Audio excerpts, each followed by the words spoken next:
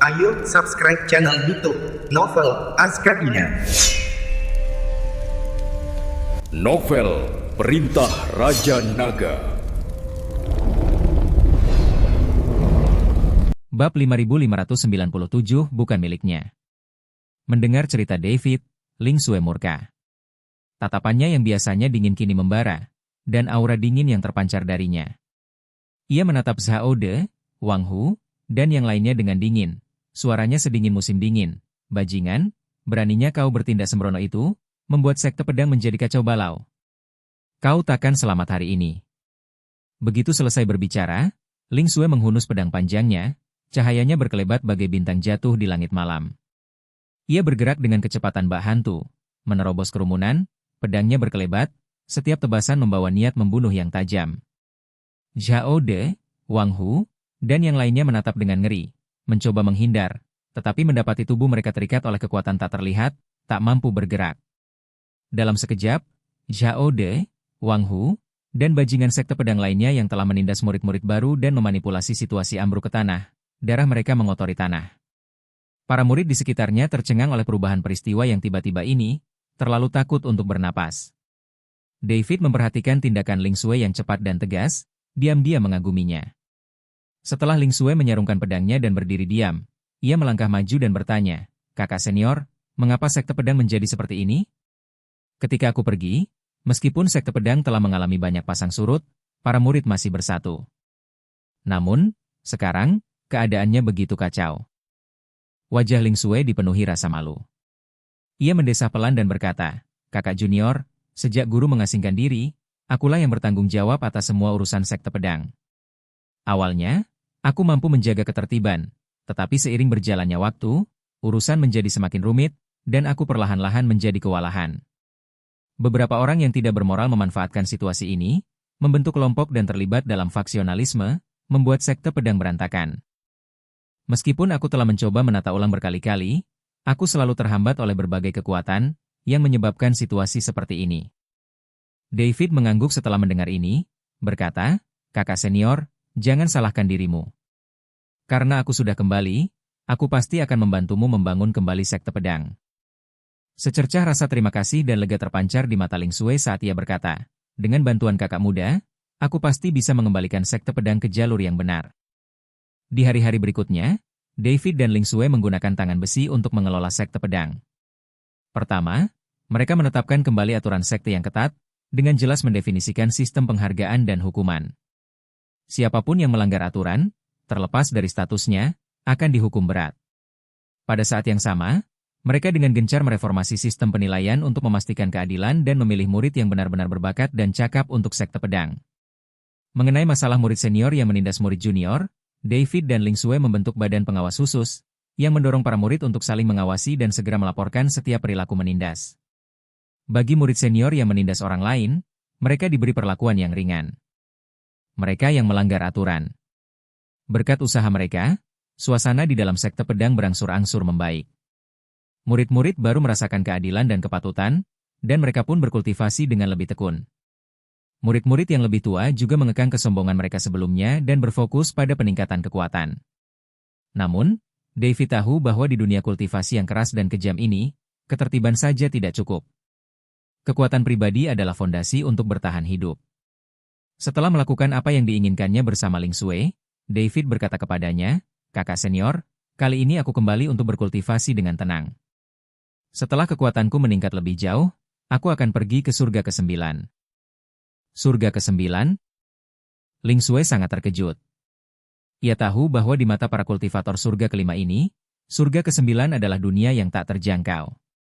"Adik muda, aku tahu kau punya ambisi yang tinggi. Saat ini, di surga ke-5, sekte pedang kita adalah yang terkuat. Fokus saja pada kultivasimu. Pergilah ke lembah di belakang kota suci pedang. Aku akan mengirim seseorang untuk melindungimu." Ling Xue tahu bahwa David bukan milik surga ke-5, juga bukan miliknya. Bab 5598 hargai itu. David mengangguk, lalu pergi ke lembah di belakang menara. Setelah menyiapkan beberapa langkah perlindungan sederhana, ia memasuki menara penekan iblis untuk mulai berkultivasi. Dengan puluhan ribu kantong penyimpanan berisi sumber daya, David saat ini cukup tercukupi. Ia tidak tahu berapa lama waktu telah berlalu, tetapi ia merasa bahwa sumber daya di dalam puluhan ribu kantong penyimpanan itu hampir habis, dan tingkat kultivasinya baru saja menembus alam abadi bumi, mencapai alam abadi manusia. Alam abadi manusia, tingkat 1, begitu banyak sumber daya, hampir tidak cukup bagi David untuk mencapai tingkat 1. Semoga, sumber daya yang tersisa akan memungkinkanku untuk menembus ke tingkat 2 alam abadi manusia. David memejamkan mata sejenak dan melanjutkan kultivasinya. Sementara itu, di kota pedang suci, Ling Sui sibuk mengelola sekte pedang setiap hari, sesekali datang ke lembah untuk memeriksa David dan melihat apakah ia telah keluar dari menara penekan iblis. Pada hari ini, Ling Sui mengelola urusan kota pedang suci seperti biasa. Tiba-tiba, kekosongan di atas kota pedang suci bergetar, dan sebuah lorong hampa perlahan muncul. Selusin aura yang sangat mengerikan terpancar dari lorong hampa itu. Para kultivator kota pedang suci, dan bahkan seluruh surga kelima, ketakutan. Aura yang terpancar dari mereka luar biasa kuat, tak diragukan lagi milik para kultivator dari dunia yang lebih tinggi. Mereka tak habis pikir mengapa kultivator sekuat itu bisa datang ke surga kelima. Sementara itu, Ling Sui mengumpulkan semua murid sekte pedang. Wajah mereka muram menatap lorong hampa itu. Merasakan aura itu, Humazi bangkit dari balik seorang kultivator perempuan, mengenakan pakaiannya, dan buru-buru berlari keluar ruangan. Mazi menghampiri Ling Sui, menatap lorong hampa itu, dan berkata, "Nona Ling, jangan terlalu gugup. Mungkin orang-orang ini tidak bermaksud jahat." Meskipun Humazi menghibur Ling Sui, ia sendiri juga sama gugupnya. Ia tahu bahwa David telah menyinggung banyak orang, dan mereka semua berasal dari dunia tingkat tinggi. Jika orang-orang ini tahu keberadaan David dan datang ke sini, itu akan merepotkan, tak satu pun dari mereka bisa menghentikannya. Tak lama kemudian, sekitar selusin aura mendekat dan perlahan muncul dari lorong hampa. Itu adalah seorang wanita, memimpin 10 pengawal dewa berbalut baju zirah emas. Melihat wanita itu, Humazi langsung menghela napas lega. "Nona Ling, jangan gugup, ini salah satu dari kita, penguasa istana keempat kuil ilahi," kata Humazi. Ternyata pendatang baru itu adalah Ling 11, penguasa istana keempat kuil ilahi, yang datang bersama pengawal dewanya. Ling 11 dan kelompoknya perlahan turun ke kota pedang suci. Aura yang tak sengaja dipancarkan Ling 11 dan kelompoknya cukup untuk membuat para kultivator langit kelima tak berani mengangkat kepala. Di hadapan Ling 11 dan kelompoknya, para kultivator langit kelima ini bagaikan semut. Kepala istana keempat dari kuil ilahi, Ling Sui tak kuasa menahan diri untuk menelan ludah. Kepala kuil ke-6 tak terkalahkan di surga kelima, namun kini ia adalah kepala kuil ke-4. "Tuan Hu, apakah Tuan Chen ada di sini?" tanya Ling Si, melihat Humazi. Kepala kuil ke-4, David sedang berkultivasi di menara penekan iblis. Dia telah mengasingkan diri selama beberapa waktu dan belum muncul. Jawab Humazi. "Mengasihani diri sendiri?" Ling Si sedikit mengernyit. "Kepala kuil ke-4, apakah terjadi sesuatu?" tanya Humazi. "Jika Tuan Chen muncul, suruh dia datang ke istana Raja Dewa Surga ke-8 untuk segera menemuiku," kata Ling Si. "Baiklah, aku akan memberitahunya saat dia muncul," Humazi mengangguk. Ling Si kemudian mengalihkan pandangannya ke Ling Sui, yang menggertakkan giginya, berusaha keras untuk menatap Ling Si. "Apakah Anda wanita Tuan Chen?" Ling Si bertanya pada Ling Sui. Ling Sui mengangguk, lalu menggelengkan kepalanya. Ia tidak tahu apa maksudnya bagi David, kakak perempuannya? Kekasihnya? Atau istrinya? "Kamu sangat beruntung dan bahagia, hargailah," kata Ling Si dengan penuh rasa iri. Bab 5599, Keberangkatan. Menjadi kekasih David sungguh sebuah berkah. Sebelumnya, Ling 11 memandang rendah David, bahkan ketika David membutuhkannya, ia akan meminta pelayan pribadinya, Yun Xiu, untuk membantunya. Namun kini, hati Ling 11 sepenuhnya tertuju pada David. Ia sangat berharap David akan memperlakukannya seperti David memperlakukan perempuan lain. Namun, Ling 11 tidak akan mengungkapkannya sendiri, ia terlalu malu. Namun, menunggu David mengambil langkah pertama juga berisiko, karena David tidak kekurangan perempuan. Karena itu, Ling 11 iri pada Ling Sui. Mendengar kata-kata Ling 11, Ling Sui tersenyum tipis. "Kau juga ingin menjadi kekasih David, kan? Kalau begitu, aku bisa menyampaikan pesanmu. Aku tahu kau sangat ingin, tapi kau terlalu malu untuk mengatakannya pada David. Perempuan saling memahami dengan baik. Hormon perempuan yang terpancar dari Ling 11 ketika ia menyebut David dapat dirasakan oleh Ling Sue bahkan dari kejauhan. Mereka berdua perempuan, tak seorang pun boleh menertawakan orang lain. Ketika Ling Sue melihat David, ia juga merasa terangsang dan gatal yang tak tertahankan. Ling 11 menatap Ling Sue tanpa berkata sepatah kata pun, wajahnya memerah karena malu. Tiba-tiba, ia melambaikan tangannya, membuka lorong kosong, dan pergi. Humazi berdiri di samping, wajahnya penuh iri. Ia benar-benar tidak mengerti mengapa semua wanita David begitu pengertian. Mereka bahkan secara aktif mencari wanita untuk David, tanpa sedikit pun rasa iri. Beberapa hari kemudian, David muncul dari menara penekan iblis. Saat ini, David telah mencapai peringkat kedua alam abadi manusia, tetapi semua sumber dayanya telah habis. Melihat David berhasil mencapai peringkat kedua alam abadi manusia, Ling Sue dan Humazi sangat gembira. David, ketika kau sedang bertapa, kepala istana keempat datang menemuimu, mengatakan bahwa ia memiliki sesuatu untuk didiskusikan dan bahwa kau harus segera pergi ke istana Raja Dewa Surga ke-8 untuk menemuinya setelah kau keluar dari bertapa. Tuan Hu, kata Humazi kepada David. Mendengar ini, David langsung mengerutkan kening. Ia tahu bahwa perjalanan Ling 11 langsung dari surga ke-8 ke surga ke-5 untuk menemukannya berarti sesuatu yang penting telah terjadi. Tuan Hu, Anda sebaiknya tinggal di surga ke-5 untuk saat ini dan membantu kakak senior mengelola sekte pedang. Saya akan memberitahu Anda setelah saya menemukan keberadaan jiwa anggota klan Anda, kata David. David akan pergi ke surga ke-9, jadi kekuatan Humazi tidak lagi cocok untuk menemaninya. Jika tidak, itu bisa berbahaya. Baiklah, jaga dirimu. Akan lebih baik jika Anda bisa menemukan jiwa anggota klan Anda, tetapi jika tidak bisa, jangan memaksakan diri. Aula jalan jahat terlalu kuat, Anda harus mencoba menghindari serangan mereka. Humazi tidak ingin David mengambil terlalu banyak risiko demi anggota klannya. Aku tahu. Bahkan jika aku tidak menyelidiki jiwa anggota klanmu sekarang, aula jalan jahat tidak akan membiarkanku pergi, kata David sambil tersenyum tipis. Setelah berbicara, David menatap Ling Sue dan berkata, kakak senior, jaga diri. Jika terjadi sesuatu, hubungi Master Hu. Kekuatan Humazi kini tak terkalahkan di surga ke-5.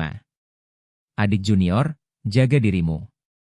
Saat kau sampai di surga ke-8, perlakukan Master Istana ke-4 dengan baik.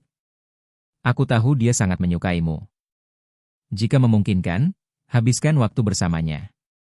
Dia seorang wanita, dan dia kesepian, dia butuh seorang pria. Ling Sue tahu bahwa begitu David pergi, siapa yang tahu kapan dia akan kembali? Lagi pula, David tak bisa hidup tanpa seorang wanita di sisinya. Itulah kata-katanya. David sedikit terkejut, lalu tersenyum dan berkata, kakak senior bercanda. Aku pergi? Begitu David selesai berbicara, dia langsung menghilang, berubah menjadi cahaya keemasan dan lenyap. David tidak membuka lorong hampa. Sebaliknya, ia berniat melintasi langit berbintang untuk mencapai surga ke-8. Ia takut terjebak lagi di lorong hampa, yang akan membuatnya benar-benar tak punya jalan keluar. David meninggalkan surga ke-5 dan tiba di langit berbintang. Wah, apa kau benar-benar berencana mengambil risiko pergi ke surga ke-8 seperti ini? Meskipun lorong hampa terkadang berbahaya, itu masih jauh lebih aman daripada merobek ruang waktu seperti ini. Suara Raja Iblis Awan Merah Tua bergema di benak David. Bab 5600, seseorang ada di sini. Agak berbahaya, tapi lebih baik daripada terjebak di lorong hampa itu. David, menghunus pedang pembunuh naga, terus-menerus melintasi ruang dan waktu. Perobekan waktu paksa ini jauh lebih lambat. Nak, ada yang datang. Raja Iblis Awan Merah memperingatkan. Tak lama setelah Raja Iblis Awan Merah selesai berbicara, sebuah ledakan keras bergema. Waktu di depan David hancur tanpa peringatan. Sesosok gelap perlahan muncul di hadapan David. Meskipun David tidak tahu siapa sosok ini atau apa yang diinginkannya, ia sudah menghunus pedang pembunuh naga dan menebas. Ia tahu prinsip menyerang lebih dulu, atau menanggung akibatnya. Puff! Pedang pembunuh naga David menembus sosok gelap itu, tetapi setelah dihantam, sosok itu tiba-tiba menghilang. Detik berikutnya, waktu di sekitar David mulai kabur dan menjadi ilusi, seolah-olah ada kekuatan misterius yang menyelimutinya, menariknya keluar dari ruang dan waktu ini. David terkejut. Ia tak menyangka ada orang sekuat itu di ruang dan waktu ini, yang mampu mengendalikannya tanpa perlu menunjukkan wajahnya. Mati?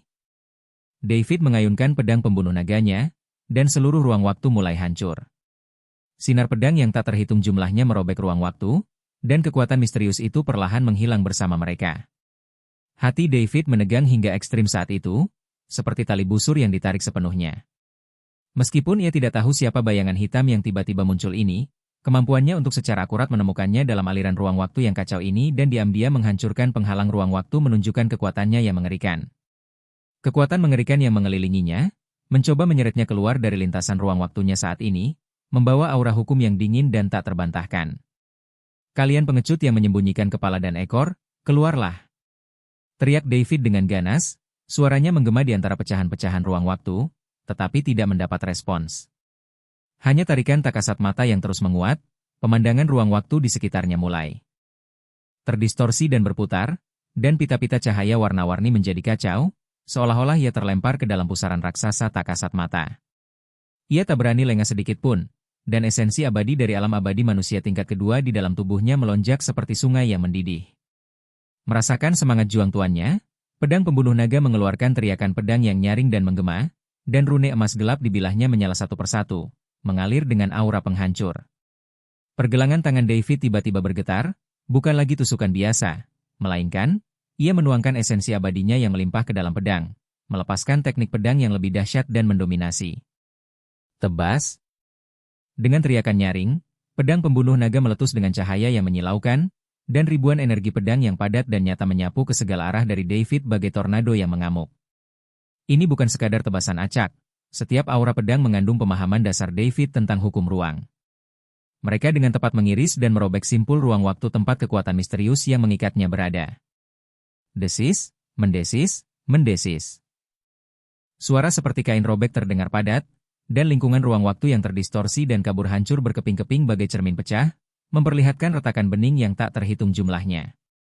Sensasi tarikan yang dingin sesaat melemah, menjadi kurang stabil. Tekad David menguat, dan serangannya semakin intensif. Cahaya pedang, bagaikan pelangi, saling bersilangan, mengubah sepenuhnya wilayah ruang waktu yang ia huni menjadi wilayah aura pedang yang mematikan. Serpihan-serpihan spasial yang hancur ditelan aura pedang, membentuk badai ruang waktu berskala kecil, di mana apapun yang terperangkap di dalamnya seakan ditakdirkan untuk hancur berkeping-keping. Tepat ketika badai aura pedang ini mencapai puncaknya, bayangan hitam yang lenyap itu akhirnya muncul kembali. Ia tidak muncul dari lokasi tertentu, melainkan, seperti tetesan tinta yang jatuh ke air, ia terbentuk kembali dari bayang-bayang ruang waktu yang bergejolak di sekitarnya. Wajahnya tetap tak jelas, bentuknya semakin kabur.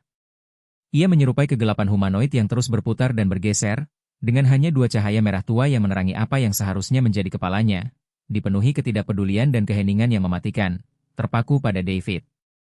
Bab 5601 Keputusan Raja Naga berlaku. David tidak memberi lawannya kesempatan untuk mengatur napas atau menggunakan teknik apapun. Begitu bayangan hitam itu muncul, ia menggunakan teknik gerak kaki yang mendalam.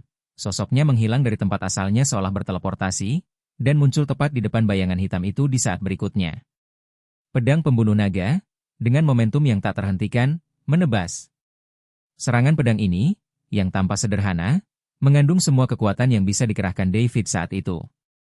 Kemanapun pedang itu lewat, ruang terkoyak oleh garis hitam tipis namun bertahan lama. Menghadapi serangan pedang yang mengguncang bumi ini, bayangan hitam itu seolah merasakan ancaman. Ia tidak menerima serangan itu secara langsung, melainkan melolong rendah, serak, dan tidak manusiawi, lalu maju dengan ganas. Seketika, ruang di depannya beriak hebat seperti air, membentuk perisai yang terus berputar terbuat dari energi gelap murni. Boom! Pedang pembunuh naga menghantam perisai gelap itu, melepaskan raungan yang memekakan telinga. Gelombang kejut energi yang mengerikan menyebar membentuk cincin, mendorong pecahan ruang waktu yang sudah hancur semakin jauh, membersihkan zona pertempuran yang relatif, bersih, namun sangat tidak stabil. Perisai gelap itu bergetar hebat, retakan seperti jaring laba-laba muncul di permukaannya, tetapi tidak langsung hancur, nyaris tak mampu menahan serangan pedang David yang berkekuatan penuh. Pupil mata David sedikit mengerut, kemampuan bertahan sosok bayangan itu melebihi ekspektasinya. Namun, Pengalaman tempurnya sangat luas, gagal dengan satu serangan, ia segera mengubah taktik. Memanfaatkan hentakan, ia mundur setengah langkah, pergelangan tangannya bergerak cepat, pedang pembunuh naga berubah dari gerakan menebas menjadi tusukan cepat. Ujung pedang bergetar hebat pada frekuensi yang sangat tinggi, seketika melepaskan ratusan demi ratusan serangan pedang, menghujani titik yang sama, pusat perisai gelap yang hampir hancur. PFFT PFFT PFFT PFFT. Serangkaian suara menusuk yang cepat memenuhi udara. Perisai gelap itu akhirnya takluk oleh serangan yang terkonsentrasi dan dahsyat itu, hancur berkeping-keping menjadi titik-titik cahaya hitam yang tak terhitung jumlahnya. Energi pedang menembus perisai itu, momentumnya tak berkurang, melesat lurus ke arah sosok bayangan itu. Sosok bayangan itu tampak tak siap menghadapi serangan David yang tanpa henti dan tajam. Karena tergesa-gesa, tubuhnya yang terpelintir itu terpelintir mundur dengan cepat, menentang hukum fisika, berusaha menghindari dampak langsung dari energi pedang itu. Di saat yang sama, aura gelap di sekitarnya melonjak hebat, seperti tinta mendidih, dengan cepat membentuk lapisan demi lapisan penghalang bayangan di depannya. SSST. SSST. SSST. Energi pedang yang tajam menembus beberapa lapisan penghalang bayangan secara berurutan. Meskipun kekuatannya melemah di setiap lapisan, beberapa lapisan terakhir masih berhasil mengenai tubuh sosok bayangan itu. Tidak ada cipratan darah, maupun suara benda padat yang tertusuk. Bagian dari sosok bayangan yang terkena energi pedang hanya beriak seperti asap, menjadi sedikit lebih tipis. Dua titik cahaya merah tua itu dengan cepat menyatu kembali, tetapi keduanya tampak redup dan berkedip, menunjukkan bahwa mereka tidak sepenuhnya tanpa cedera. Efektif. David merasa tenang, bayangan hitam ini bukannya tak terkalahkan. Ia memanfaatkan keunggulannya, sosoknya melompat kembali, pedang pembunuh naga menari seperti naga emas yang mengaum, melepaskan semua teknik pedang hebat yang telah dipelajarinya seumur hidup. Terkadang serangan pedang itu lebar dan kuat, seperti membelah gunung. Terkadang ringan dan lincah, tak terduga dan licik.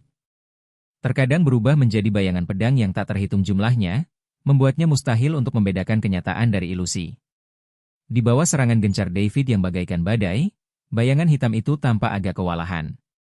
Ia tampak sangat mahir dalam bersembunyi dan memanipulasi ruang dan waktu untuk menjebak dan menyergap musuh-musuhnya. Tetapi dalam konfrontasi langsung yang intens ini, ia tidak dapat memperoleh banyak keuntungan. Ia terus-menerus berkedip dan bergeser dalam ruang dan waktu, kadang-kadang menyatu dengan bayangan, kadang-kadang melancarkan serangan kejutan dari sudut lain, menghunus pedang gelap yang mampu membelah ruang, atau memadatkan tombak bayangan yang dapat menggerogoti hakikat abadi, berusaha membalikkan kelemahannya.